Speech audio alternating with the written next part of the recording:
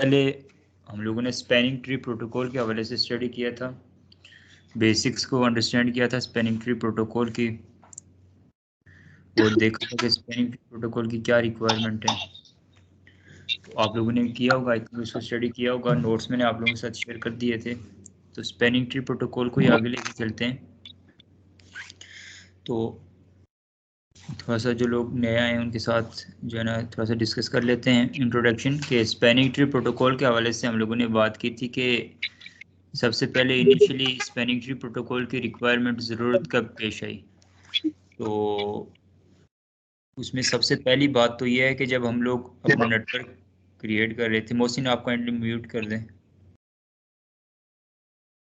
अच्छा, तो हमारे नेटवर्क के अंदर जैसे हम लोगों ने वीलैन्स को स्टडी किया, या फिर नेटवर्क के जब इंफ्रास्ट्रक्चर इंक्रीज होता है, नेटवर्किंग इक्विपमेंट्स इंक्रीज होते रहते हैं, तो उसके साथ साथ नेटवर्क भी इंक्रीज होता है।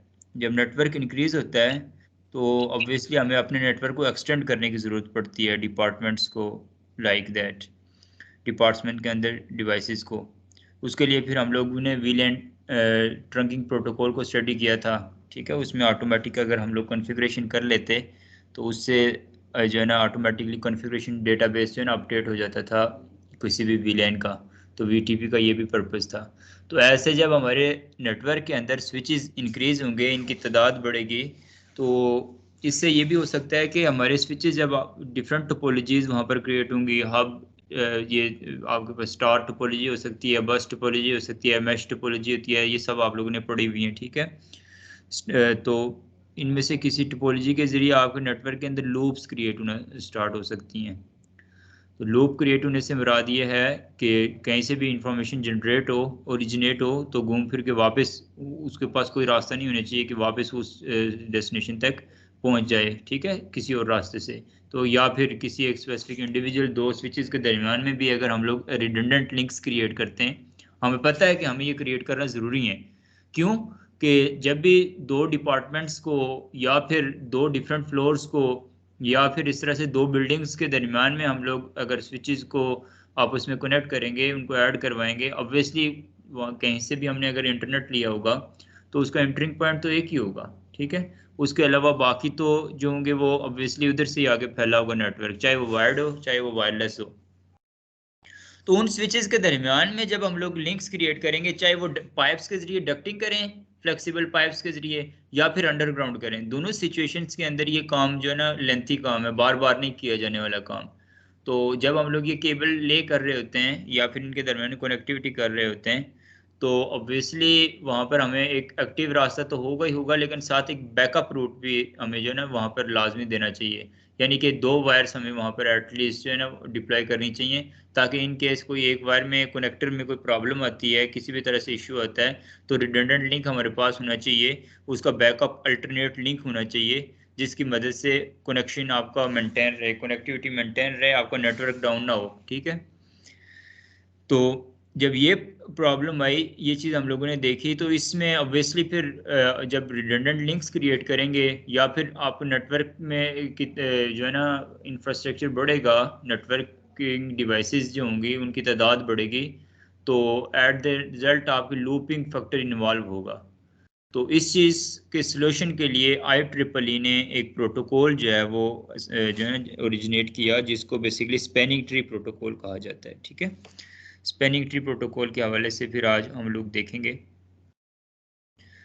तो स्पैनिंग ट्री प्रोटोकॉल IEEE, मैंने आप लोगों को बताया था IEEE के हवाले से कि ये basically institute of electrical and electronics engineers के नाम से ये एक इदारा है, जिसमें दुनिया के 400,000 मेंबर्स जो है ना वो काम कर रहे हैं वर्ल्ड वाइड। कुछ वर्ल्ड, कुछ यानी कि फिजिकली वहाँ पर मौजूद हैं, और कुछ रिमोट जॉब्स कर रहे हैं, और कोई जो भी जो है ना उसमें वो पार्टिसिपेट करना चाहिए इस लेवल के, जिसके पास इंफॉर्मेशन हो, वो फिर उसको अपनी ऑर्गेनाइजेशन में रिसर्चर्स उसका पार्ट बन सकते हैं, या फिर जो जो लोग इस फील्ड में काम करना चाहते हैं। तो IEEE का बेसिकली एक प्रोटोकॉल है, स्पैनिंग ट्री प्रोटोकॉल, जिसको कहते हैं 802.1D के ऊपर काम करता है स्पैनिंग ट्री प्रोटोकॉल। और ये सिस्को की डिवाइसेस जो होती हैं आपके, और ये लेयर 2 का प्रोटोकॉल है, ये भी याद रखिएगा। और ये सिस्को की डिवाइसेस के ऊपर बिल्ट इन होता है, जब डिवाइसेस पे कॉन्फ़िगर करने की ज़रूरत ही नहीं पड़ती। इसलिए हम लोग अगर लूप्स क्रिएट करने की कोशिश भी करें तो लूप्स नहीं क्रिएट होंगी। क्यों? स्पैनिंग ट्री प्रोटोकॉल चल रहा होगा। तो सिंपली स्पैनिंग ट्री प्रोटोकॉल से मुराद ये है कि ये एक ऐसा प्रोटोकॉल है जो हमारे नेटवर्क के अंदर लूप्स बनने से रोकता है, लूप्स अवॉइडेंस है, ठीक है। तो it gives a loop free topology in redundant links. Redundant link से मुराद ये होता है मल्टीपल लिंक्स जो हमारे नेटवर्क के अंदर होते हैं, ठीक है। और इनका मैंने आपको मकसद बता दिया कि क्या वजह है जिसकी वजह से हमें नेटवर्क के अंदर रिडंडेंट लिंक्स क्रिएट करने चाहिए। इसके अलावा जब हम स्पैनिंग ट्री प्रोटोकॉल की कॉन्फ़िगरेशन होती है, स्पैनिंग ट्री प्रोटोकॉल जो कॉन्फ़िगर होता है हमारे स्विचेस में, तो उसका बेनिफिट बेसिकली ये होता है कि ये लूप्स नहीं जनरेट होने देता। पहला बेनिफिट तो ये लूप फ्री टोपोलॉजी प्रोवाइड करता है।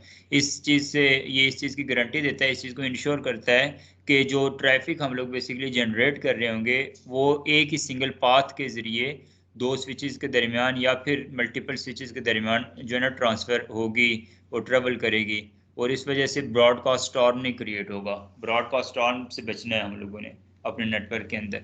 तो that's why it spanning tree protocol is helpful in creating loop free topology. इसके अलावा स्पैनिंग ट्री प्रोटोकॉल की मदद से रिलायबिलिटी इंक्रीज हो जाती है। रिलायबिलिटी इंक्रीज इस तरह से होती है कि जब हम हमारे पास बैकअप पाथ्स होंगे, अल्टरनेट पाथ्स हम लोगों ने सिलेक्ट किए होंगे, तो उसकी मदद से हम लोग ऑटोमेटिकली जो है ना स्विच कर जाएंगे एक पाथ के डाउन होने के बायस के वक्त। जब एक पाथ डाउन होगा तो दूसरे पाथ में शिफ्ट कर जाएंगे, ठीक है। तो जब ऑब्वियसली ये दो एक मेजर बेनिफिट्स हम लोगों ने देख लिए, ब्रॉडकास्ट स्टॉर्म भी नहीं होगा और स्विचिंग भी इजीली हो रही है एक पाथ से दूसरे पाथ की तरफ, ठीक है, बैकअप पाथ की तरफ। तो ऑब्वियसली इन दोनों के रिजल्ट में फिर क्या होगा? परफॉर्मेंस इंक्रीज हो जाएगी हमारे नेटवर्क की।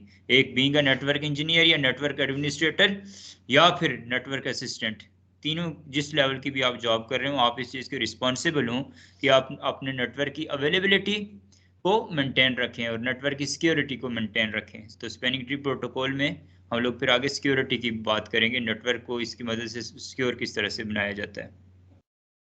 तो ये चीज़ें ज़रूरी होती हैं, ठीक है।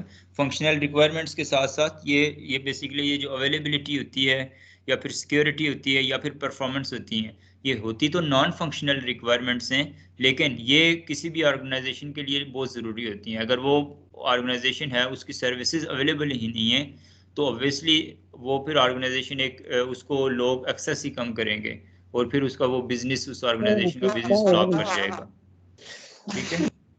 नहीं तो सुन करो मैं ऊपर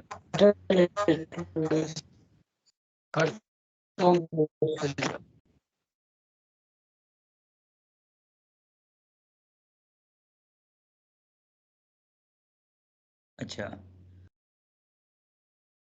ये बेसिकली कुछ हम लोगों ने चीज़ें स्टडी की।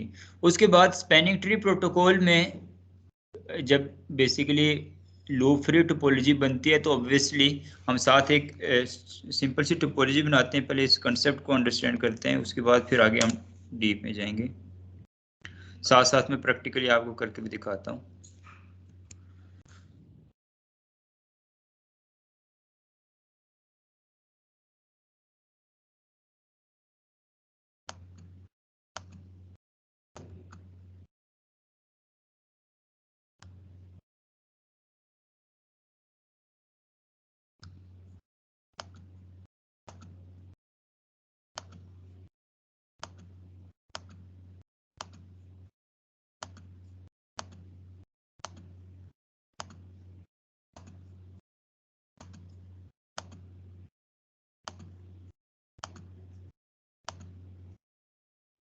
अभी इनिशियली देखिए जब स्विचेस को आपस में कनेक्ट करते हैं, मैंने आप लोगों को ये बात पहले बता दी है, ये चीज़ ध्यान में रख लीजिएगा कि जो स्पैनिंग ट्री प्रोटोकॉल है वो लेयर 2 के ऊपर काम करता है, लेयर 2 की डिवाइसेस के ऊपर और लेयर 2 की लिंक्स के ऊपर, ठीक है। ये याद रख लीजिएगा। तो लेयर 2 की डिवाइस कौन सी है? स्विच है, ठीक है। और इसके अलावा अगर ML राउटर में तो ये काम करेगा ही नहीं, ठीक है। तो MLS के ऊपर फिर क्वेश्चन मार्क आता है कि MLS चूंकि राउटर लेयर 2 के ऊपर भी काम करता है और लेयर 3 के ऊपर भी काम करता है, इसलिए उसको मल्टी लेयर स्विच का कहते हैं, ठीक है। तो MLS बेसिकली MLS में जो उसका लेयर 3 वाला जो फंक्शंस हैं उसके ऊपर नहीं काम करेगा, उसकी जस्ट लेयर 2 के ऊपर काम करेगा, यानी कि उसकी स्विचिंग पार्ट जो होगा MLS का उसके ऊपर ये काम करेगा। और उसके राउटिंग पार्ट के ऊपर ये स्पैनिंग ट्री प्रोटोकॉल काम नहीं करेगा। इसलिए चूंकि जब हमारे पास एक नेटवर्क ये स्पैनिंग ट्री प्रोटोकॉल की क्यों जरूरत पड़ी हमें, हमने एक तो रिडंडेंट लिंक्स के केस में देखा, और उसके साथ साथ हमने देखा कि जब नेटवर्क बढ़ जाएगा, हमारी टोपोलॉजी इंक्रीज हो जाएगी, तो फिर उसमें लूप्स जनरेट होने का खतरा होगा। तो ऑब्वियसली जब नेटवर्क बढ़ जाएगा तो उसमें फिर अब एक हमें कोर स्विच बनाना पड़ेगा जिसने बाकी तमाम आगे स्विचेस को हैंडल करना है, जैसे वीटीपी में भी हमने स्टडी किया था। तो क्यों ना वही बेसिकली यहाँ पर भी स्पैनिंग ट्री प्रोटोकॉल में भी एक ऐसा स्विच तो होना चाहिए ना, लूप फ्री टोपोलॉजी हमने क्रिएट तो करनी है, लेकिन उसके साथ साथ हमारे नेटवर्क में एक ऐसा स्विच होना चाहिए जो बाकी तमाम स्विचेस के साथ कम्युनिकेट कर सके, डायरेक्टली उनको डेटा ट्रांसफर कर सके। जैसे कि इस केस में ये देखें, ये MLS1 है, ये MLS2 है, तो होगा एक ही पूरे एक नेटवर्क के अंदर, याद रखिएगा, चाहे वो 10, 20, 50, 40 जितने भी स्विचेस हैं उनमें से एक स्विच जो है ना वो रूट स्विच उसको हम लोगों ने बनाना है, ठीक है। तो अगर किसी और को रूट स्विच बनाएंगे तो पहला वाला खत्म हो जाएगा उससे पॉलिसी, अगर हम लोग स्टैटिकली किसी को रूट स्विच बनाते भी हैं तो, ठीक है। तो अब ये स्विच देखें, MLS2 को देखें या फिर MLS1 को देखें, तो ये वाले स्विचेस बाकी तमाम स्विचेस के साथ डायरेक्टली कनेक्टेड हैं। MLS1 को हम अगर देखें तो ये देखें, इसके साथ ये यहाँ से, और बाकी इन स्विचेस के साथ यहाँ से, और डायरेक्टली भी एक दूसरे के साथ एक एक्टिव और एक बैकअप पाथ के जरिए कनेक्टेड हैं। तो इनमें ये यहाँ पर बेसिकली दो इसलिए यूज़ किए हुए हैं कि एक एक्टिव और एक बैकअप के केस में ऐसा ज़रूरत नहीं है, अभी इस लेवल तक आप सिंपली एक स्विच को ही कंसिडर कर लेते तो काफ़ी था। लेकिन असल बात यह है कि रूट स्विच यहाँ पर MLS को क्यों बना रहे हैं, वो मैंने आपको प्रीवियस क्लास में बताया था कि इसकी परफॉर्मेंस बहुत अच्छी होती है, जो मल्टी लेयर स्विच होता है अच्छी परफॉर्मेंस होती है, उसके मॉडल्स अच्छे होते हैं, और इसके अलावा इनके अंदर जो है ना एग्रीगेशन डिवाइसेस कहलाती हैं, MLS वाली डिवाइसेस जो होती हैं MLS, इस वजह से इनको, और ये ट्रैफिक को जो है ना अच्छी तरह से हैंडल कर सकते हैं। तो दैट्स वाई जो हम लोग रूट स्विच बनाएंगे वो MLS को बनाएंगे एक अपनी ओरिजिनल टोपोलॉजी के अंदर। लेकिन उससे पहले हमें स्पैनिंग ट्री के तमाम तर क्रैक्स का पता होना चाहिए कि वो है क्या, किस तरह से काम करता है, इसलिए मैंने सिंपल एक टोपोलॉजी बनाई है ताकि आपको समझाऊं। सर आपने कल ये बताया था कि ना ट्री को अनेबल नहीं करना चाहिए क्योंकि इसके बहुत ज़्यादा मतलब वो होते हैं एडवांटेज नहीं, तो इसके डिसएडवांटेज होते हैं। तो इसका फिर मकसद क्या है, मतलब मैंने ये तो नहीं बोला, कल आपको मैंने सुनी है ये स्पैनिंग ट्री हम तो इनेबल करते ही नहीं है, पहली बात तो ये है। ये तो पहले से जी ये होता ही इनेबल है, उसमें वो किसी और सेंस में आज उसको देख लेते हैं, ठीक है, वो किसी और सेंस में कोई और बात हुई होगी।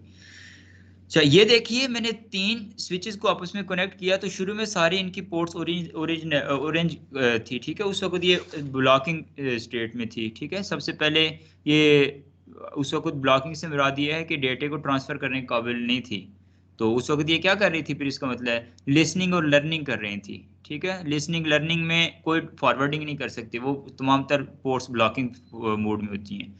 तो उसके बाद फिर इन्होंने इस इलेक्शन किया इस चीज़ का कि इनमें से कौन सा स्विच जो है ना रूट स्विच बनेगा, या फिर जब इन्होंने ये बेसिकली जब लर्निंग और लिसनिंग कर रही थी, देखिए मैं दोबारा से अगर इसको रिफ्रेश करूं, ये देखें ये ब्लॉकिंग स्टेट होती है इस टाइम, ठीक है, ये ऑरेंज होगा पहले, ठीक है, कुछ टाइम लगेगा, अभी ये ब्लॉकिंग मोड, अब ये लिसनिंग और लर्निंग मोड में आ गए हैं, ठीक है। ये वो मोड होता है जब ये एक दूसरे के साथ बेसिकली अपने टेबल्स को और अपनी इंफॉर्मेशन को शेयर करते हैं, ठीक है, और इंफॉर्मेशन को शेयर करने के बाद इनमें इलेक्शन हो रहा होता है कि कहीं हमारे नेटवर्क के अंदर हम ऐसे तो नहीं कनेक्ट हैं जहाँ पर लूप्स बनने के चांसेस हैं। अभी तो हमारे नेटवर्क में चांसेस है ना कि लेट्स सपोज ये स्विच है, इस लिंक से इंफॉर्मेशन ओरिजिनेट होती है यहाँ से यहाँ पर, और यहाँ से वापस इस रास्ते में आ जाएगी, इसलिए अभी ऑटोमेटिकली अगर कुछ टाइम लगेगा, इसमें 15 सेकंड जो होते हैं वो लिसनिंग के और 15 सेकंड लर्निंग का टाइम होता है, ठीक है। उसके बाद फिर फॉरवर्डिंग स्टेट आती है, तो ये सारा टाइम तय होने के बाद अगर हम इसको फास्ट फॉरवर्ड भी कर सकते हैं और ये टाइम कम भी कर सकते हैं, उसके लिए मैं बताऊंगा ये क्या तरीकाकार है। मजीद कुछ एडवांस चीज़ें हम लोग आज स्टडी करेंगे, लेकिन अब देखिए ये काम होने के बाद अब इससे मजीद आगे कोई और स्टेट नहीं होगी, अभी ये आप टोपोलॉजी अपनी ओरिजिनल पोजीशन पे आ गई है। लेकिन फिर भी उसके बावजूद भी ये देखिए एक पोर्ट जो है ना इसकी डाउन है, ठीक है, डाउन से मुराद ये है कि ऑरेंज है अभी लिसनिंग लर्निंग उस स्टेट में है कि ये फॉरवर्डिंग नहीं कर सकती, ठीक है, ये यहाँ से ना डेटा इन हो सकता है ना आउट हो सकता है। तो यही बेसिकली कैसे ये काम हुआ, ये आमतौर पर स्विचेस में नहीं होता था, ठीक है, जब तक ये spanning tree protocol by default अगर इसमें एक्टिवेट ना होता, तो उस केस में फिर क्या होता है, लूप्स जनरेट होना शुरू हो जाते हैं और हमारी कोई ट्रैफिक सोर्स से डेस्टिनेशन मूव ही ना कर पाती, वही स्विचेस में मूव करती रहती। और वही लूप से मुराद यही होता है कि इन्फॉर्मेशन डेस्टिनेशन तक जाने के बजाय एक ही हमारे नेटवर्क के अंदर ही ट्रेवल कर रही हो, बार बार उधर ही लूपिंग बनना शुरू हो जाती है। लूप से मुराद समझते हैं ना आप लोग सारे, यानी इन्फॉर्मेशन घूम फिर के वापस उसी जगह पे आ जाना जहाँ से निकली थी, और कहीं जहाँ भेजना चाहते हैं वहां तक पहुंचेगी नहीं वो। तो इस वजह से ये बेसिकली रुक गई, क्यों कि ये स्पैनिंग ट्री प्रोटोकॉल चला। लेकिन स्पैनिंग ट्री प्रोटोकॉल में याद रखिएगा, जब स्पैनिंग ट्री प्रोटोकॉल चलाएंगे तो वहां पर हमें एक बात का ख्याल रखना जरूरी है कि एक रूट ब्रिज को भी इलेक्ट किया जाना जरूरी है। तो रूट ब्रिज को मैंने रीजन बता दिया था अभी, ज्यादातर MLS को हम लोग बनाते हैं और उसकी वजह ये होती है, रूट ब्रिज सिलेक्ट होता है, हो भी जाता है ऑटोमेटिकली, और उसमें क्राइटेरियाज को हमने थोड़ा सा डिस्कस भी किया था, आज थोड़ा और ज्यादा डीप में डिस्कस करेंगे। तो उसकी बेसिकली वजह ये होती है कि एक रूट स्विच वो होता है जिसकी आगे तमाम पोर्ट्स अप होती हैं, तमाम पोर्ट्स आगे जो है ना आगे कम्युनिकेशन के काबिल होती हैं, आगे डेटे को ट्रांसफर करने के काबिल होती हैं, तमाम बाकी स्विचेस के साथ वो कम्युनिकेट, और उन तक कॉस्ट जो होती है वो सेम यूटिलाइज होती है। इस वजह से ताकि हमारे नेटवर्क के अंदर ये ना हो, ये अभी तो जस्ट एक पोर्ट आपको यहाँ पर ये डाउन नजर आ रही है ना जो कम्युनिकेट नहीं कर सकती। ऑब्वियसली जब इस तरह की हमारे पास टोपोलॉजी होगी,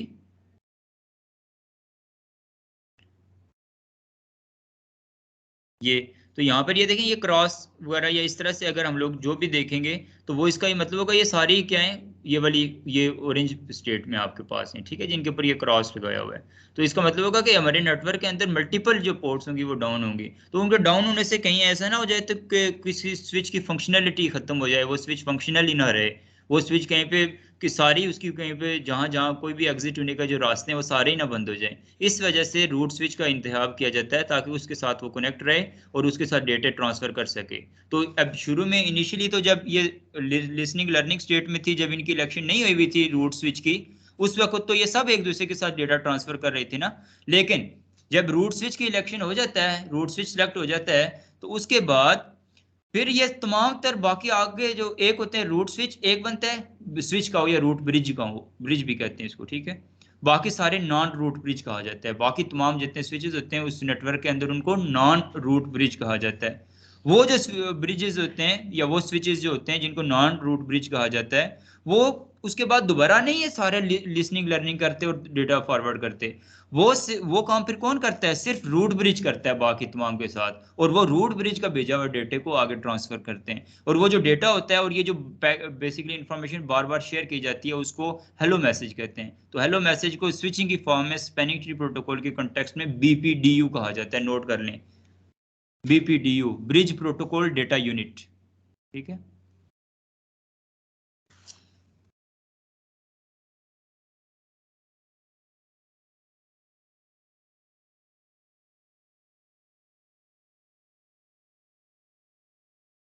BPDU जी जी, डेटा यूनिट, ये लिखा हुआ है अगर नहीं समझ आ रही तो, bridge protocol data unit. Zero से लेके 126 तक एक दिया क्लास और 127 लूप बैक पर। नहीं, वो और पर्पज है, वो क्लासेस आईपी एड्रेसिंग की क्लासेस हैं basically, class A class B class C, उनमें 127 किसी क्लास का ऐसा नहीं होता। वो लूप बैक पर्पज यानी सेल्फ पिंगिंग, जब हम लोग VMware वगैरह या फिर कोई स्पेसिफिक पर्पज के लिए राउटर को आईडी देते हैं, लूप बैक इंटरफेस कॉन्फ़िगर करते हैं, तो सेल्फ टेस्टिंग के लिए इस्तेमाल होता है या रिसर्च पर्पज के लिए यूज होता है। उसका इसके साथ अभी फिलहाल कोई ताल्लुक नहीं है। वो लूप बैक इंटरफेस था और ये जस्ट जो है ना लूप्स हैं, ठीक है, ये एक अलग कंसेप्ट है। इसमें एक और पॉइंट आपने ये बताया था कि उसकी जो रूट पोर्ट होती है, ये रूट पोर्ट होगी, इससे मुझे समझ नहीं है। वो अभी बताएंगे ना आपको डिटेल में। अच्छा, यहाँ तक किसी को कोई बात ना समझ आई हो, समझ आ गई है? इनिशियली जब इंफॉर्मेशन शेयर होगी तो सब एक दूसरे के साथ ट्रांसफर करेंगे, लेकिन जब रूट स्विच का इलेक्शन हो जाएगा तो उसके बाद रूट स्विच तब तक जो है ना हेलो मैसेज भेजेगा और उसमें जो इन्फॉर्मेशन होगी फिर वो वाली इन्फॉर्मेशन आगे सब ट्रांसफर करेंगे, ठीक है। सर रूट स्विच के बगैर डायरेक्ट अगर कम्युनिकेट करना चाहे तो मैंने बताया ना कि ये ऑटोमेटिकली, अभी तो हमने कोई किसी को रूट स्विच बनाया नहीं, हमने जस्ट टोपोलॉजी क्रिएट की, तो रूट स्विच का इंतखाब ऑटोमेटिकली हो जाता है। ठीक है। जब भी हम अगर इस रीजन है वहां पे अगर कम्युनिकेट करना चाहे तो कम्युनिकेट तो कर सकते हैं, मैं सिर्फ हेलो मैसेज की बात कर रहा हूँ। इसके अलावा कम्युनिकेट तो ज़ाहिर है हर चीज़, यानी कि एक रूट स्विच के आगे टोपोलॉजी में 10-15 स्विच हो रहे हैं, उनके आगे डायरेक्ट आपस में भी कनेक्टिविटी है, तो वो ऑब्वियसली अगर लूप नहीं क्रिएट हो रही, पोर्ट उनकी अप है, फॉरवर्डिंग स्टेट में है पोर्ट, तो वो डायरेक्ट कम्युनिकेट कर सकते हैं, उसमें तो कोई वो नहीं है। उनकी स्विच से मुराद क्या होगा, उसमें लगी डिवाइसेस, एक डिवाइस दूसरी को पिंग करेगी, डेटा ट्रांसफर होगा, लोग बैठे होंगे, तो वो काम तो हो जाएगा, उसमें कोई वो नहीं है। ठीक है सर, यहाँ पे सवाल ये कि इसमें कोड की मतलब ये भी आप बता सकते हैं। अच्छा, अब आप सुने, आखिर में फिर क्वेश्चन करिएगा, ठीक है। अच्छा, यहाँ तक बात हो गई। अब ये क्वेश्चन नेक्स्ट, इससे बात अगली बात यह है कि यहाँ पर जो रूट स्विच बना वो बना कैसे, और रूट स्विच का यहाँ पर इंतखाब कैसे किया जाएगा, किस तरह से सिलेक्शन होगी रूट स्विच की। तो रूट स्विच या रूट ब्रिज, उसके लिए बेसिकली हमें पता होना चाहिए कि दो बेसिकली पैरामीटर्स हैं जिनकी बेस के ऊपर इनिशियली फैसला किया जाता है कि कौन सा स्विच जो है वो रूट स्विच होगा। उसके लिए पहली चीज़ क्या है, प्रायोरिटी, और उसके साथ प्लस मैक एड्रेस। ठीक है, सिलेक्शन ऑफ रूट स्विच या रूट ब्रिज या ब्रिज आईडी, इसके लिए प्रायोरिटी प्लस मैक एड्रेस। तो प्रायोरिटी के हवाले से मैंने आप लोगों को बताया था कि बाय डिफ़ॉल्ट प्रायोरिटी जो होता है, टोटल प्रायोरिटी की वैल्यूज जो होती हैं 0 से लेकर आपके 61,440 तक होती है, और डिफ़ॉल्ट जो तमाम स्विचेस में होती है वो 32,768 सब में जो है ना ये कॉन्फ़िगर्ड होती है। तो इस वजह से प्रायोरिटी प्लस मैक एड्रेस, फिर देखते हैं कि मैक एड्रेस की बेस के ऊपर यहाँ पर ऑटोमेटिकली फैसला हो जाता है कि कौन सा स्विच जो है वो रूट स्विच बनेगा। तो मैक एड्रेस में फिर हम लोगों ने इसको देखा था कि ये हेक्साडेसिमल में होता है, और उसमें लेफ्ट साइड से कंपेयर करेंगे, जिसकी मैक एड्रेस सबसे कम होगा वो जो है ना रूट स्विच बन जाएगा। तो अभी जैसे यहाँ पर, और दूसरा इसकी बाकी मजीद मैंने आपको क्राइटेरिया बता दिया था कि रूट स्विच का सबसे पहली बात तो ये होगा कि उसकी तमाम पोर्ट्स अप होंगी। ठीक है, उसके साथ साथ वो क्या होगा, उसकी रूट आईडी और ब्रिज आईडी जो है वो दोनों सेम होंगी। ठीक है, तो अभी यहाँ पर बाजार देखते हुए हमें कौन सा स्विच लगता है कि ये रूट स्विच है, ये स्विच 1 है, ये स्विच 0 और ये स्विच 2, अगर डिफॉल्ट इनके नाम देखें तो ये देखें रूट स्विच 1 नजर आ रहा है हमें। ठीक है, इसमें जाकर चेक करते हैं स्पैनिंग ट्री प्रोटोकॉल की कमांड के जरिए कि क्या ये वाकई इसकी रूट आईडी और ब्रिज आईडी सेम है। तो स्पैनिंग ट्री, ये देखें इसकी रूट आईडी की वैल्यू है 000163CE, और ये भी 0001 और आगे सारा OCA4। ठीक है, 0CA4। तो ये इस तरह से बेसिकली हम लोगों ने इसको देख लिया। उसके अलावा इसकी जो पोर्ट्स होती हैं, जो रूट स्विच, ये याद रख लीजिएगा कि रूट स्विच की जो अपनी पोर्ट्स होती हैं वो डेजिग्नेटेड पोर्ट्स होती हैं। ठीक है, नोट कर लें। और ये पोर्ट्स आगे जहाँ पर कनेक्ट होती हैं, ये वाली जो जगह कहलाती है वो रूट पोर्ट कहलाती है। रूट स्विच के जितनी भी पोर्ट्स इससे निकल रही होंगी, जो रूट स्विच बनेगा, इसकी जो अपनी पोर्ट्स होंगी इनका नाम होगा, ये नोट कर लें, ये आगे काम आएगा कि रूट जब फार्मूलाज हम लोग देखेंगे इसके, तो उसमें ये आपको पता होना चाहिए कि कौन सी पोर्ट का क्या क्या नाम है।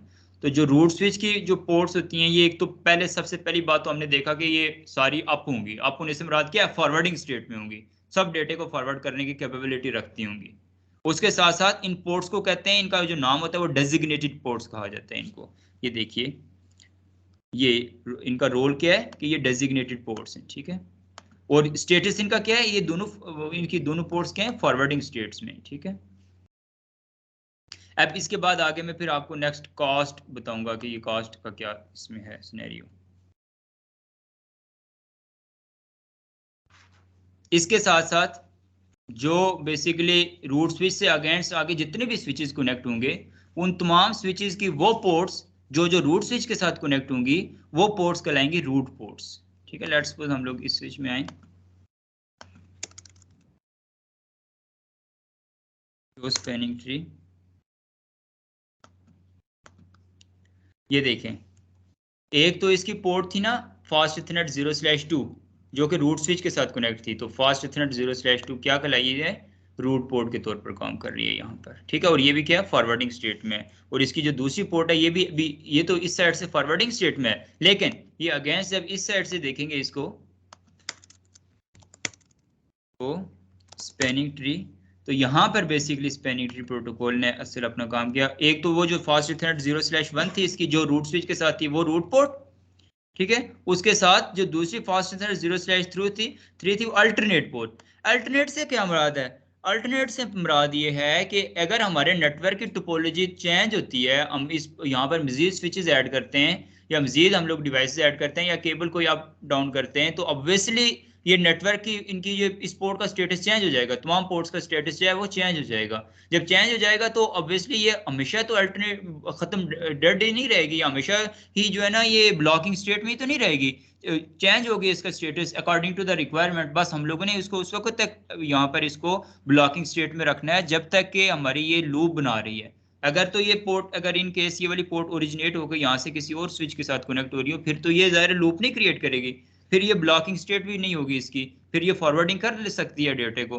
तो इस वजह से ये अल्टरनेट पोर्ट है, अल्टरनेट बेसिकली इसको कहते हैं। यानी कि उसके जब तक के आपके नेटवर्क के अंदर लूप्स बन रही हैं इस पोर्ट के जरिए, तब तक ये आपके पास अल्टरनेट रहेगी। उसके बाद फ्यूचर में देखिएगा कि हम अपने देखेंगे कि प्रायोरिटी की बेस के ऊपर या मैक एड्रेस के साथ साथ हम लोग किसी और स्विच को किस तरह से रूट स्विच बना सकते हैं। तो जब किसी और स्विच को इनमें से हम रूट स्विच बनाएंगे तो उसमें फिर हम देखेंगे कि ये अल्टरनेट से ये फॉरवर्डिंग स्टेट में चली जाएगी और ये ब्लॉकिंग से डेजिग्नेटेड पोर्ट या रूट पोर्ट में शिफ्ट हो जाएगी according to the requirement, according to that specific topology.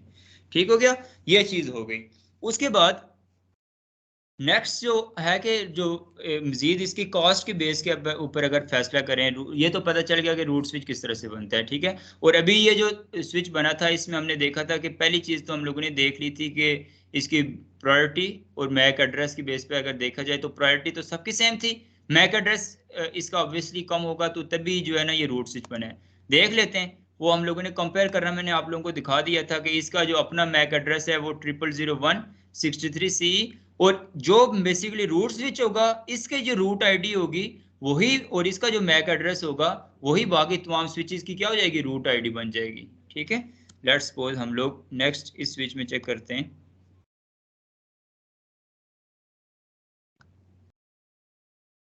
इस स्विच के ये देखें रूट आईडी वही मैक एड्रेस है जो कि रूट स्विच का था, और इसकी ब्रिज आईडी इसका एक अपना कोई एक मैक एड्रेस है। ठीक है, तो इन मैक एड्रेस को जब हम कंपेयर करके चेक करेंगे, इन दोनों को अगर करें तो 0001 है ये 004 है, तो इससे वो ऑब्वियसली जो है ना वैल्यू छोटी है।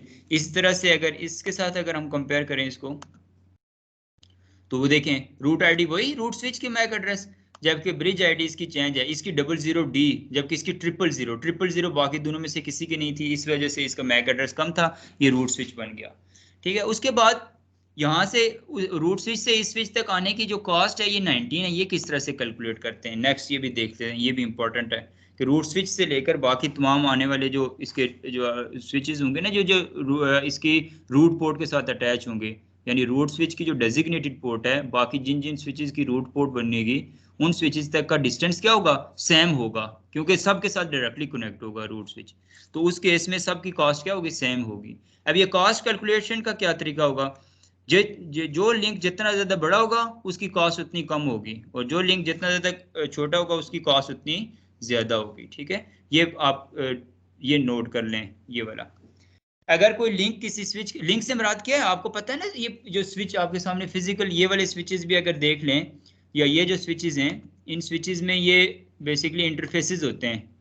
अगर इसके फिजिकल में ये पोर्ट्स हैं, इंटरफेसेस हैं, इन इंटरफेसेस की मैक्सिमम कैपेसिटी होती है डेटा ट्रांसफर करने की, इन इंटरफेसेस कुछ होते हैं इथरनेट इंटरफेसेस, ठीक है, कुछ होते हैं फास्ट इथरनेट, कुछ होते हैं गीगाबिट इथरनेट, ठीक है, और कुछ 10 गीग के भी होते हैं। ठीक है, तो जो बेसिकली ये तो आपको पता है कि इथरनेट से मुराद ये है कि इथरनेट से क्या मुराद है, कितने MBPS का डेटा वो ट्रांसफर करने की कैपेबिलिटी रखते हैं, आप बताइए।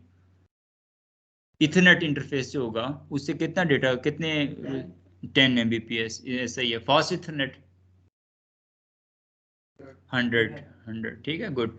और गीगाबिट इथरनेट 1000, तो जो 10 गीग होगा तो ऑब्वियसली 10,000 उसमें हो जाएगा। ठीक है, तो जितना बड़ा इंटरफेस होगा उसकी कॉस्ट उतनी कम होगी रूट स्विच तक आगे पहुंचने के लिए, या फिर आगे जितने भी डेजिग्नेटेड पोर्ट्स होंगी वहां तक जाने के लिए। तो ये कॉस्ट कैलकुलेशन ये फिक्स्ड है, ठीक है। ये आप ये याद रख लीजिएगा कि जो 10 गीग की जो इंटरफेस होगा उसकी जो कॉस्ट होगी वो 2 Mbps होगी, ठीक है। बस 2, आपने Mbps को छोड़े, Mbps तो वो इस केस में आता है ना, इस सिनेरियो में आता है। ये कॉस्ट की वैल्यू है कि इसकी कॉस्ट 2 आती है एक जगह से दूसरी जगह तक पहुंचने के लिए। इस तरह से जो 1 गीग का इंटरफेस होगा उसकी कॉस्ट 4 होगी,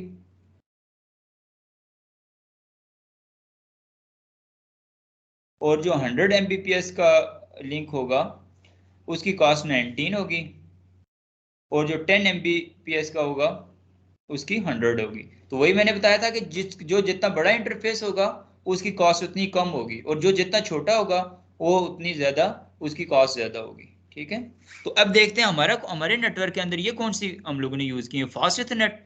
फास्ट इथरनेट से मुराद क्या है कि कौन सा 100 Mbps का है ना, हाँ 100 Mbps को, इसकी कॉस्ट कितनी होनी चाहिए अकॉर्डिंग टू दिस, 19। इस वजह से यहाँ पर हमारे पास जो कॉस्ट शो हो रही थी कि यहाँ तक पहुंचने के लिए रूट स्विच से जो कॉस्ट शो हो रही थी वो कितनी थी, ये 19। क्योंकि दोनों तक ही आपके पास कितनी थी, 19 कॉस्ट शो हो रही थी। क्लियर हुई बात है इस चीज की आपको? अच्छा, हाँ, ये दोबारा से सुन लें, इंपॉर्टेंट बात है कि जो रूट स्विच है, रूट स्विच से आगे जितनी भी पोर्ट्स निकलेंगी, ठीक है, वो तमाम पोर्ट्स जो कहलाएंगी वो डेजिग्नेटेड पोर्ट्स कहलाएंगी। और डेजिग्नेटेड रूट स्विच की जो पोर्ट्स आगे ऑब्वियसली जहाँ से ओरिजिनेट होगी, पोर्ट से मुराद दिया है कि जो केबल यहाँ से ओरिजिनेट होगी वो आगे कहीं पे जाकर डिप्लॉय होगी। तो जिन जिन स्विचेस के जिन जिन इंटरफेसेस के साथ जाकर वो अटैच होगी वो स्पेसिफिक इंटरफेसेस कहलाएंगे रूट पोर्ट। वो पोर्ट क्या कहलाएगी, रूट पोर्ट कहलाएगी। और इसके अलावा जो पोर्ट डाउन होगी वो बेसिकली अल्टरनेट पोर्ट या आपके पास ब्लॉकिंग मोड में आ जाएगी।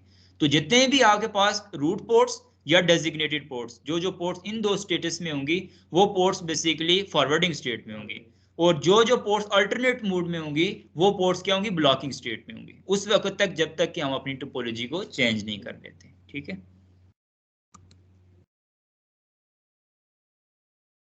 ये देखिए spanning tree protocol loop free topology बनाने के लिए बेसिकली 3 स्टेप्स हैं जिनको ये यूज करता है।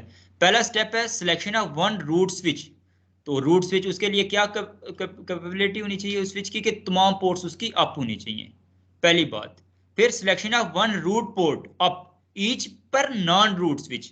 ये क्या मतलब है इस चीज का कि जितने भी नॉन रूट स्विच अपनी टोपोलॉजी में ऐड किए होंगे वो रूट स्विच के साथ तो कनेक्ट होंगे, उनकी जो बेसिकली जो पोर्ट्स रूट स्विच के साथ कनेक्ट होंगी वो क्या होंगी, रूट पोर्ट्स होंगी। और वो क्या होनी चाहिए, अप से मुराद क्या है, वो फॉरवर्डिंग स्टेट में होनी चाहिए। यही बात मैंने आपको बता दी, और यही क्राइटेरिया यहाँ पर लिखा भी हुआ है। ये जो बात जिनको अगर बात समझ नहीं आई, ये जो अपनी वर्डिंग में नहीं लिखा जिन्होंने, तो उनके लिए ये चीजें लिखी भी हुई हैं साथ जो मैंने आपको एक्सप्लेन की है, ठीक है।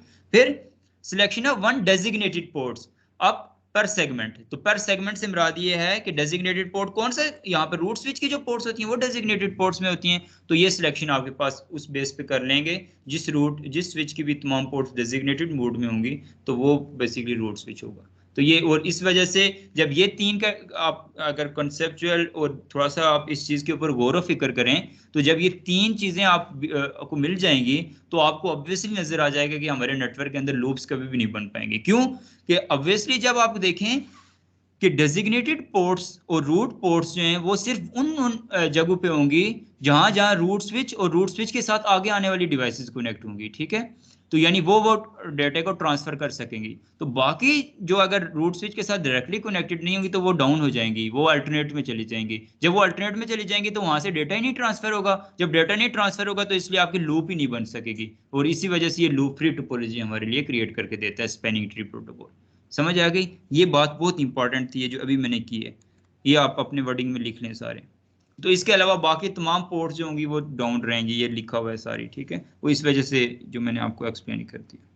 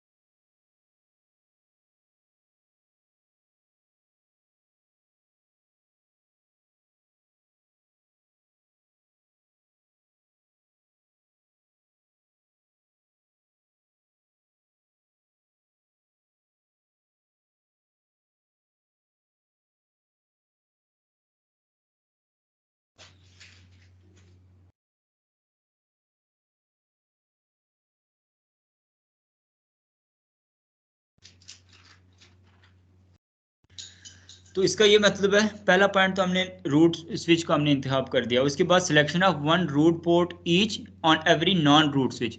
जो स्विच रूट स्विच नहीं होगा तो उसके अंदर रूट पोर्ट्स कितनी होंगी? ऑब्वियसली एट अ टाइम कितनी रूट पोर्ट्स एक्टिव होंगी आशान?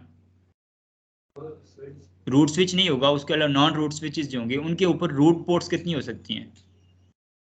एक ही हो सकती है ना, जो रूट स्विच के साथ ऐड होगी, तो उसको रूट पोर्ट कहते हैं। तो वो उसके लिए बेसिकली किसको रूट पोर्ट बनाएगा? जहां से वो बेस्ट बीपीडीयू को रिसीव कर रहा होगा। बेस्ट बीपीडीयू से मुराद क्या होगा? उसके लिए फिर हम लोग सबसे पहली चीज कॉस्ट को देखेंगे। जहां से सबसे कम कॉस्ट शो हो रही होगी तो वो बेसिकली वहां से बेस्ट बीपीडीयू रिसीव होगा। ठीक है, तो कॉस्ट कैलकुलेशन के लिए हम लोगों ने फिर देखा कि जो रूट स्विच से ऑब्वियसली हमारी टोपोलॉजी के अंदर हम लोग सारी फास्ट इथरनेट यूज करेंगे ऑब्वियसली। ठीक है, तो उस वजह से उस बेस के ऊपर कॉस्ट भी वहीं, जो कि रूट स्विच से डायरेक्टली वो स्विचेस कनेक्टेड होंगे तो कॉस्ट वहां से कम आएगी। तो इस बेस के ऊपर जो है ना हम लोग इस चीज का फैसला कर सकेंगे कि वहां से हमें बेस्ट बीपीडीयू रिसीव हो रहा है।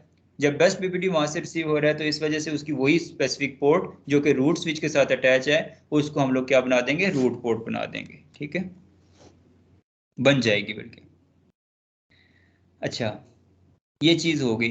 लेकिन अब ये जो स्पेनिंग ट्री की पोर्ट स्टेट्स हैं वो लिसनिंग, लर्निंग, फॉरवर्डिंग, इससे पहले मैं आपको जो मैंने आपको बात बताई थी थोड़ा सा मजीद एक्सप्लेन करता हुआ चलूं। थोड़ी सी कमांड्स भी आज सीख लेते हैं कि इन केस हमारे नेटवर्क में अभी तो ऑटोमेटिक फैसला हुआ है ना कि ये वाला स्विच रूट स्विच बना है। अगर हम अपने नेटवर्क को थोड़ा सा इंक्रीज करें, मजीद भी डिवाइस ऐड करें, तो क्या पता ये वाला स्विच जो है ऑटोमेटिक बना है ये दरमियान में कहीं पे आ रहा हो। तो हमने तो उस स्विच को रूट स्विच बनाना होता है कि जिसने पूरी टोपोलॉजी को हैंडल करना होता है। ठीक है, हम अब ये चीज आप ऐसे अंडरस्टैंड करें कि अपने नेटवर्क को ध्यान में रखते हुए, जैसे कोई बिल्डिंग है जहां से राउटर गेटवे जहां पर आपका लगा हुआ है ये, इसके आगे एक स्विच जो पड़ा होगा वो ऑब्वियसली रूट स्विच होगा। तो कोई समझ आती है बात, है ना, जिसने आगे तमाम नेटवर्क को हैंडल करना है। तो ऐसा ना हो कि हम बाय डिफॉल्ट जैसे मैक एड्रेस की बेस के ऊपर अगर फैसला किया है या ऑटोमेटिक इनकी इलेक्शन हुई है, खुद बहुत इन्होंने लिसनिंग, लर्निंग, फॉरवर्डिंग करके इस चीज़ का फैसला कर दिया आपस में इलेक्शन डिफॉल्ट फॉर्म में कि ये स्विच रूट स्विच बन गया। तो फिर उसके लिए या फिर हम ये करेंगे कि जितने स्विचेस हम अपनी इंडस्ट्री के अंदर डिप्लॉय करेंगे तो तमाम स्विचेस का पहले मैक एड्रेस लेके अपने पास कॉपी करेंगे, फिर उनमें कंपेयर करेंगे, जिसका कम मैक एड्रेस है उसको सबसे पहले हम डिप्लॉय करेंगे। ये कोई अच्छी प्रैक्टिस तो नहीं है। अच्छी प्रैक्टिस तो ये है कि हमने टोपोलॉजी कर दी सारी, हमने इंफ्रास्ट्रक्चर बिछा दिया, उसके बाद फिर हम लोगों ने कॉन्फ़िगरेशन करनी है। तो उस बेस के ऊपर यानी हमारे पास ये फैसिलिटी भी अवेलेबल है कि जो रूट स्विच बना हुआ है उसको उससे वो वाली सहूलत ले भी सकते हैं, कोई और रूट स्विच चेंज भी कर सकते हैं। वो कैसे करते हैं वो देखते हैं। लेट्स सपोज हम चाहते हैं कि ये वाला स्विच रूट स्विच बने। ठीक है, ये जो अभी जो है ना ये रूट स्विच की पोजीशन में नहीं है। ठीक है, उसके लिए हम क्या करेंगे?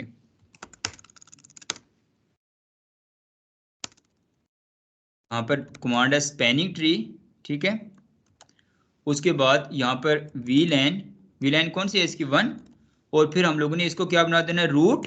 और रूट स्विच बनाना है ना हमने इसको, और साथ इसको प्रायोरिटी कौन सी देनी है? प्राइमरी प्रायोरिटी देनी है। पहली फोकस ये ना ये रूट स्विच हो, फिर ये डाउन होता है तो ऑटोमेटिकली फिर देखते हैं वो उसके बाद की बात है। ये इसको हम लोगों ने क्या बना देना है? प्राइमरी। अब देखिएगा, ये कमांड है, याद नोट कर लें सारे लोग। स्पैनिंग ट्री वीलैन, कोई भी स्विच है ना उसकी वीलैन की आईडी डिफॉल्ट वीलैन जिसकी बेस के ऊपर फैसला किया जाता है। ठीक है, और जो है ना साथ उसकी रूट प्राइमरी। इस कमांड से देखिएगा कि अभी हमारी टोपोलॉजी दोबारा से चेंज होना शुरू हो गई। सारे लिंक्स जैसे ये कमांड दी बाकी लिंक्स जो थे वो डाउन हुए। अभी ये लिसनिंग, लर्निंग कर रहे हैं जो जो हमारे पास यहाँ पे रिलेटेड लिंक्स थे। अब कुछ टाइम के बाद देखेंगे कि जो बेसिकली इस ये रूट स्विच बनाया इसकी देखें अब बाकी इसकी पोर्ट सारी अप हो गई। अब इस स्विच की बेसिकली पहले ये पोर्ट अल्टरनेट पे थी और ये वाली जो थी रूट पोर्ट का काम कर रही थी। अब ये वाली पोर्ट रूट में चली गई और ये वाली किस में आ गई? अल्टरनेट। ये वाली बेसिकली रूट पोर्ट का काम करना स्टार्ट हो गई। और स्विच अभी आपको सामने नजर आ गया कि ये वाला स्विच अब रूट स्विच नहीं हो सकता। क्यों? कि पहले सबसे इनिशियली चीज को ये मैच नहीं कर रहा कि ये इसकी जो है ना तमाम पोर्ट्स अप नहीं है, ऑल पोर्ट्स अप जो है ना वो नहीं है। और दूसरी बात इसकी देखिएगा रूट आईडी और ब्रिज आईडी भी जो है ना वो चेंज हो चुकी होंगी, सेम नहीं होंगी। बेशक इसका मैक एड्रेस सबसे कम है। अभी हमने हार्ड कोड करके जो भी स्विच था हमारी इंडस्ट्री के अंदर, हमारी जो है ना टोपोलॉजी के अंदर जिसको हम बनाना चाहते थे हमने लट्स उसको बना दिया। तो यहाँ पर शो स्पैनिंग ट्री अगर करें ये देखें, ये बेसिकली इसका जो रूट एड्रेस है उस स्विच का, हालांकि इसका अपना जो देखिए मैक एड्रेस कम है, ऐसा ही है, लेकिन इसका जो रूट आईडी जो बन गई है वो मैक एड्रेस बन गया है, जो कि बेसिकली इस स्विच का मैक एड्रेस है, जो कि रूट स्विच हमने बना दिया है इसको। ठीक है, तो इस तरह से भी हम अपने नेटवर्क के अंदर according to the requirement root switch बना सकते हैं, और बनाते भी ऐसे ही हैं हम। जब भी डिप्लॉयमेंट करते हैं इस तरह से, जहाँ पर हमने स्पैनिंग ट्री प्रोटोकॉल चलाना हो और उसकी ज़रूरत पड़े, चलता तो होता ही है, लेकिन जहाँ पर देख रहा हूँ कि नेटवर्क के अंदर लूप्स वगैरह या रूट स्विच किसी को बनाना हो, तो उसमें फिर हम इस तरह से स्पेसिफिकली बना देते हैं रूट, उसकी रूट की कमांड के जरिए। ठीक है, तो ये बेसिकली इस तरह से हमने, और अब देखिएगा इन पोर्ट, इसकी पोर्ट्स का स्टेटस वो भी चेंज हो चुका होगा। इससे पहले जो है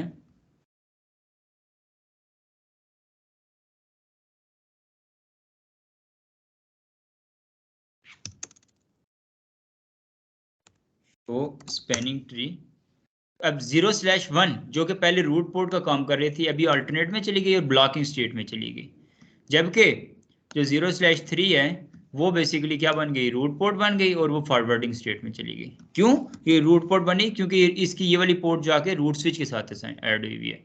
ठीक है, इसकी जबकि एक जो है ना डेजिग्नेटेड रूट पोर्ट थी और दूसरी डेजिग्नेटेड पोर्ट थी, लेकिन इसकी दोनों पोर्ट्स अब किस स्टेट में होनी चाहिए, शो स्पैनिंग ट्री। तो देखें आपने कहा डेजिग्नेटेड, तो ये डेजिग्नेटेड में ही है बिल्कुल।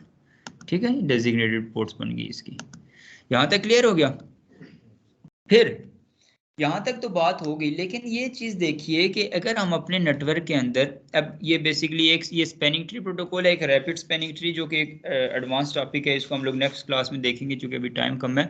इसके अलावा हम अपने नेटवर्क के अंदर जब डिवाइसेस ऐड करते हैं तो ये टाइम बहुत लेता है स्विच, देखिएगा, या फिर ये अपने टोपोलॉजी को ही रीस्टार्ट करके देख लें, तो ये देखिएगा पहले इनिशियली किस स्टेट में थी ये, ब्लॉकिंग, फिर लिसनिंग, लर्निंग, फॉरवर्डिंग, इस चीज़ को भी डिस्कस करते हैं। और उसके साथ साथ देखिए कोई डिवाइस हम लोग न्यू अगर अपने नेटवर्क में ऐड करते हैं तो ये भी, इवन ये वाली डिवाइस भी टाइम ले रही है। ठीक है, ये देखें, ये डिवाइस वाली साइड से तो अप है, लेकिन स्विच जो है ना इसमें भी वो टाइम ले रहा है। क्यों, इस टाइम क्या करता है, मैक टेबल वगैरह अपडेट करना, डेटा वगैरह, ठीक है, ये तमाम चीज़ें अपने मैक टेबल में क्रिएट कर रहा है। तो इस टाइम ये कोई भी अभी स्विच, किसी भी स्विच की कोई भी पोर्ट जो है ना वो कम्युनिकेशन के मोड में नहीं है, कम्युनिकेट नहीं कर सकती। तो अगर हम लोग ऐसा चाहते हैं कि हम अपने बेसिकली, एक तो रैपिड स्पैनिंग ट्री प्रोटोकॉल इस चीज़ का हल है, जिसकी वजह से हम अपनी कन्वर्जेंस को फास्ट कर सकते हैं। जो simple spanning tree protocol IEEE का 802.1D जो प्रोटोकॉल है, इसमें बेसिकली ये है कि ये 50 सेकंड्स टोटल टाइम जो है ना, 30 to 50 सेकंड्स टाइम लेता है तमाम पोर्ट्स को अप होने में, जिसमें आपके पास सबसे पहले लिसनिंग, लर्निंग, फॉरवर्डिंग वो स्टेट्स आ जाती हैं, और उसके बाद फिर ब्लॉकिंग स्टेट, एक जैसे ये वाली एक पोर्ट इसने ब्लॉक कर दी, और उसके बाद बाज़ फिर सम सिनेरियोज में डिस्कार्डिंग स्टेट भी इन्वॉल्व होती है, जिसको हम लोग देखेंगे आगे रैपिड स्पैनिंग ट्री प्रोटोकॉल में। तो जब हम rapid spanning tree protocol 802.1W ये भी IEEE का है, तो इसका ये बेनिफिट है कि इसकी उसकी फास्ट कन्वर्जेंस है as compare to spanning tree. लेकिन एक और उससे बेहतर, उससे पहले जब हम आमतौर पर अगर उसको एज अ नेटवर्क एडमिनिस्ट्रेटर हमें चाहिए उसको भी कॉन्फ़िगर करें, होता क्या है, किस तरह से किया जाता है, वो जस्ट मैं एक आइडिया दे रहा हूँ, पूरा उसकी मैं आपको डिटेल्स कल बताऊंगा नेक्स्ट क्लास में।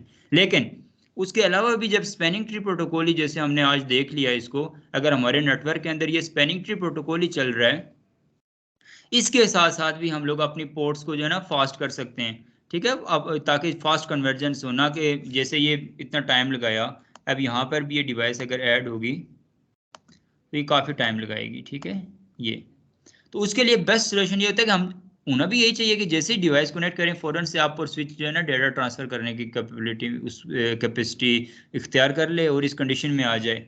तो उसके लिए बेसिकली होता है, एक कमांड होती है, जिस इंटरफेस के ऊपर हम लोग चाहते हैं कि फ़ौरन से कम्युनिकेशन स्टार्ट हो जाए, डिवाइसेस फ़ौरन से अप हो जाएं। अभी तो आप जैसे ये प्रैक्टिकल करेंगे, आपको इन्वायरमेंट के अंदर देखेंगे, यहाँ पे तो ऐसे, यहाँ पर स्विच में भी ऐसे ही जो है ना ब्लिंकिंग हो रही होती है, और जो है ना येलो नहीं होती है इसकी लाइट स्विच के आगे फ्रंट साइड पे।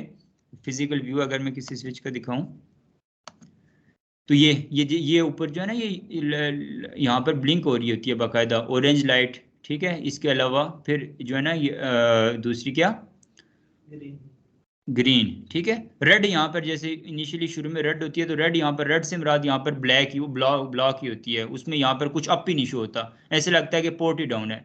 तो पोर्ट डाउन होने के दो वजूहात हो सकते हैं, एक तो ये जो टेक्निकल रीजन, ठीक है, और दूसरा ये होता है कि आपका जो कनेक्टर्स हैं वो नहीं सही बने हुए, आपका केबल सही नहीं है।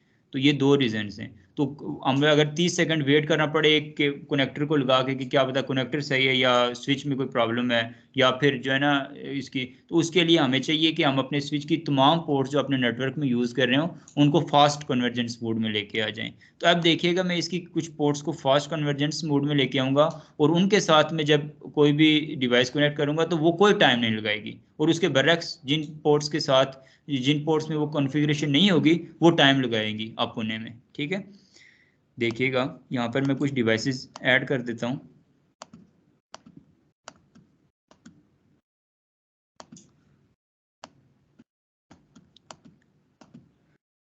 इस स्विच में हम लोग चाहते हैं कि इसकी जो पोर्ट है फेस फास्ट इथरनेट 0/10, ये वाली पोर्ट जो है इसको हम लोग चाहते हैं फास्ट में मोड में आ जाए। स्पैनिंग ट्री पोर्ट फास्ट, ये कमांड है बेसिकली। जैसे ही हम लोग ये कमांड यूज करेंगे तो इसके बाद यहां तक हो गया। अब एक केबल लेते हैं, उसको कनेक्ट करते हैं, इसकी 0/ कौन सी कॉन्फ़िगर थी, 0/10, इसको इस कंप्यूटर के साथ ऐड करते हैं। उससे पहले कोई एक और पोर्ट हम लोग लेते हैं, देखिएगा वो कितना टाइम लगाएगी। एक पोर्ट है लेट्स सपोज 0/12, 13, 14, एक रैंडम पोर्ट वो यहाँ पर ऐड की, ये देखें अभी तक ऑरेंज ही है, ठीक है, इस चीज़ को शो करवा रही है कि ये अभी टाइम ले रही है। उसके बरक्स 0/10 को जैसे ही हम इस डिवाइस में कनेक्ट करेंगे तो ये देखें फ़ौरन से आप हो गई, ठीक है, इसमें फास्ट कन्वर्जेंस इनेबल हो जाती है। तो ये भी हमें चाहिए, जहां जहां पे भी आप लोग स्विचेस को डिप्लॉय करना पड़ेगा मार्केट के अंदर, तो आप वहां पर ये चीज़ लाजमी करिएगा कि उनकी पोर्ट्स फास्ट कर लीजिएगा।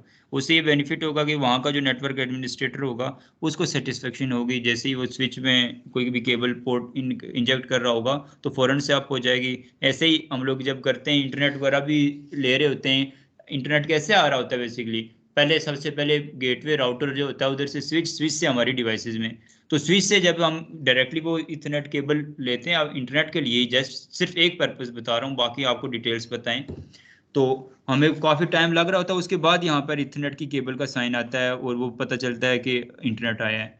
फिर वो इसका यही रीज़न होता है कि वो पोर्ट फास्ट नहीं होती, पहले वो लिसनिंग लर्निंग इस स्टेट में होता है। तो इस वजह से भी हमें जो है ना अपने नेटवर्क के अंदर इस चीज़ का ख्याल रखना है कि जो पोर्ट्स आपके एंड डिवाइसेस के साथ स्पेशली कनेक्ट होनी है उनको पोर्ट फास्ट मोड में लाजमी लेके आए, ठीक है। यहाँ तक किसी का कोई क्वेश्चन हो? अब नेक्स्ट आगे चलते हैं कि ये जो स्पैनिंग ट्री प्रोटोकॉल। सर मेरा एक क्वेश्चन है। जी जी पूछिए। हाँ जी सर, पहले ये है कि अगर हम प्रायोरिटाइज करते हैं कि हम देखते हैं कि हमने रूट ब्रिज किसको बनाना है, उसके लिए हम देखते हैं जी इसके लिंक्स देखो दोनों अप हैं, फिर इसकी वो मैक एड्रेसेस देखो किसकी वैल्यू कम है, ठीक है, हम पहले इस तरह करके फाइंड करते हैं। फिर सेकंड हमारे पास एक कमांड है, हम अपनी मर्जी से ही किसी को भी रूट ब्रिज बना देते हैं, तो फिर हम क्यों इसे फाइंड आउट करते हैं पहले कि हम इस तरह चेक कर लें कि इसमें से रूट ब्रिज कौन सा है, अगर हम खुद ही उसको कमांड देके। वो तो ना जी गुड, बिल्कुल सही कह रहे हैं। वो तो मैं आपको पूरी एक बैक एंड में जो काम हो रहा है कि ऑटोमेटिकली सिलेक्शन हो जाती है, ये पूरी थ्योरी मैं बीइंग अ टीचर आपको ये चीज़ बता रहा हूँ। इंडिविजुअली जब मार्केट के अंदर हम जा रहे होंगे वहां पर हमने ऐसे नहीं चेक करा इंडिविजुअली मैक एड्रेस या इस चीज़ के ऊपर फैसला नहीं कर रहा, वहां पर तो हमने डायरेक्टली कमांड के जरिए जो स्विच हमारे ऑर्गेनाइजेशन में रूट पोर्ट का काम जिससे करवाना है उसको रूट स्विच कमांड के जरिए बना देना है। ये तो मैं पूरा एक इसके बैक एंड पे काम क्या हो रहा है, एल्गोरिदम कैसे चल रहा है, वो चीज़ मैं आपको बेसिकली सिखाना चाह रहा हूँ, बताना चाह रहा था कि ये क्राइटेरियाज हैं जिनकी मदद से जो है ना रूट स्विच ऑटोमेटिकली सिलेक्ट होता है। ठीक है, आप वो बताना चाह रहे हैं थ्योरेटिकली अगर आप इंडिविजुअली भी देखना हो कि किसको सिलेक्ट किया जाता है तो वो इस तरीके से होता है, आप इस तरह बताना चाह रहे हैं, ठीक एग्जैक्टली जी ठीक, थैंक यू सर। जी मजीद किसी का कोई क्वेश्चन हो? आपको आगे क्वेश्चंस क्लियर हो गए? वो रूट पोर्ट या रूट ब्रिज जो प्रीवियस क्लास में मैंने फर्स्ट टाइम वैसे भी आपको ऐसे नहीं समझ आता, कंफ्यूज रहता है बंदा, तो सेकंड टाइम जो है ना फिर वो क्लियर हो जाएगा। वलीद कियानी, जब मैं स्काइप की स्क्रीन पे आता हूँ तो ये एक वलीद कियानी है और एक वो मोइज जवाद है, जल्दी से लेफ्ट कर जाते हैं, कहीं मुझसे कोई क्वेश्चन ना पूछ लें सर।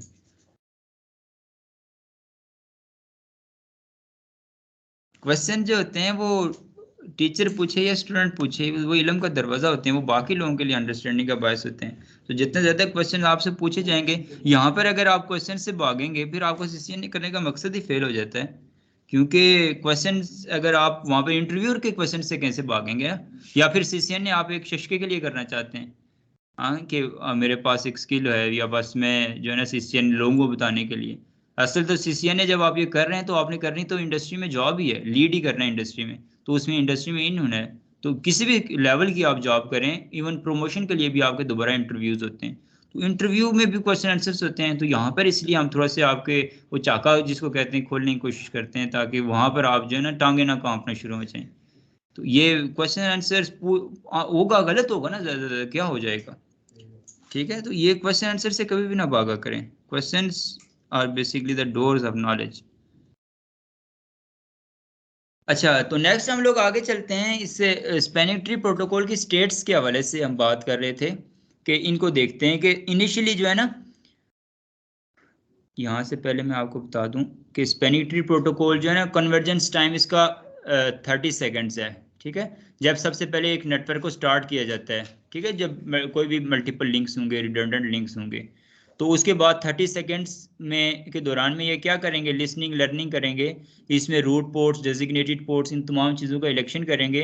इन सब का इलेक्शन करने का पर्पस क्या होगा, बेनिफिट क्या होगा, हमें क्या देना चाहते हैं, ये एक लूप फ्री टोपोलॉजी प्रोवाइड करना चाहते हैं, उसके लिए ये सारा काम होगा। तो उसमें सबसे पहले जो होती है वो लिसनिंग स्टेट होती है, पहले 15 सेकेंड्स। तो उसमें बेसिकली तमाम स्विचेस हेलो मैसेजेस, जिसको मैंने आपको क्या बताया था, इनका नाम बीपीडीयू, ठीक है, वो शेयर करते हैं, ट्रांसफर करते हैं। तो बाकी तमाम हर एक के साथ, हर एक स्विच बाकी तमाम के साथ करता है, बाकी भी जो है ना दूसरा स्विच भी ऐसे ही करता है। तो उसके बाद फिर जिस स्विच की लोएस्ट स्विच आईडी होगी, और वो जो है वो रूट स्विच बन जाएगा, और बाकी तमाम नॉन रूट स्विच बन जाएंगे, ठीक है, जिनकी रूट पोर्ट जो है वो रूट स्विच के साथ कनेक्ट होगी, और रूट स्विच की डेजिग्नेटेड पोर्ट बाकी तमाम स्विचेस के साथ कनेक्ट होगी। ये चीज़ हमें सही क्लियर होगी, रूट पोर्ट और डेजिग्नेटेड पोर्ट में हम जो है ना कंफ्यूज नहीं होंगे, ऐसा ही है।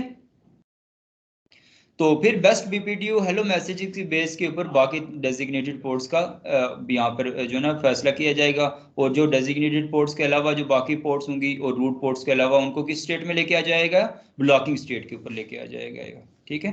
फिर उसके बाद दूसरा होता है लर्निंग स्टेट, ठीक है। लर्निंग स्टेट वो भी 15 सेकेंड, उसमें बेसिकली क्या होगा, स्विचेस एक दूसरे को इन्फॉर्म कर रहे होंगे और जो डिसीजंस लेंगे कि जो बाकी तमाम जो पोर्ट्स रह गई हैं, एक रूट पोर्ट का इंतखाब हो गया, एक डेजिग्नेटेड पोर्ट का इंतखाब हो गया, उसके बाद वो ये इंतखाब कर लेंगे कि बाकी पोर्ट्स को हमने कौन सी स्टेट में लेके आ जाना है, ब्लॉकिंग स्टेट में लेके आ जाना है।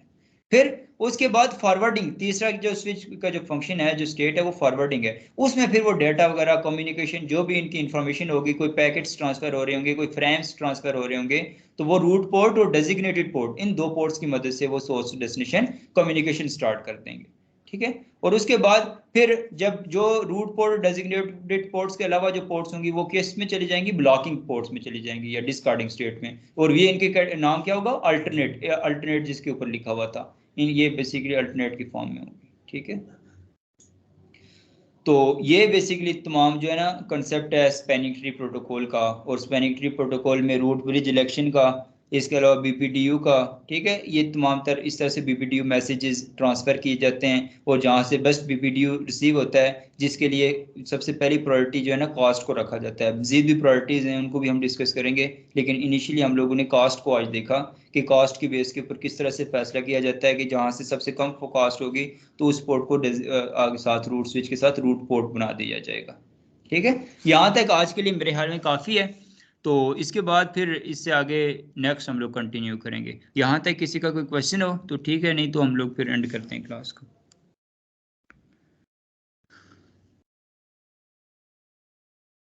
सीसीएनपी वाले लोग आज फिजिकली भी कम ही आए हुए हैं।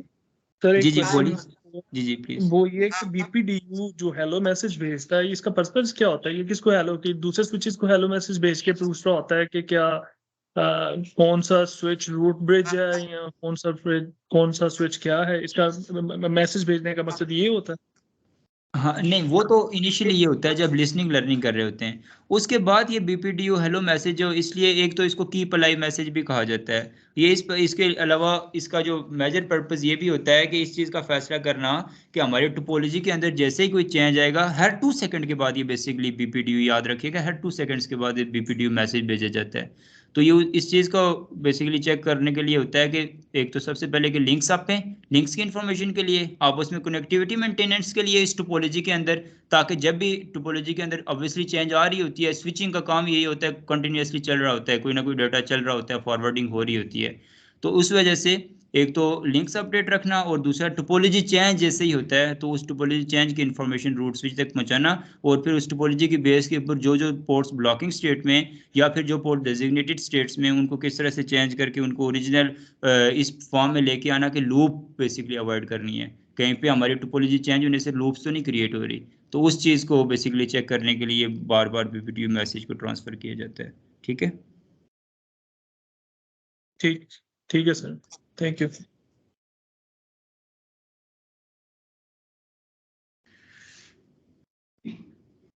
चलें जी, सीसीएनपी की क्लास हम लोग स्टार्ट करते हैं, या सीसीएनए के जो सीनियर कुछ स्टूडेंट्स हैं तो ये यहाँ से लेफ्ट कर जाएं, मैं सीसीएनपी वाले ग्रुप में जो है ना करता हूँ कॉल मिलाता हूँ।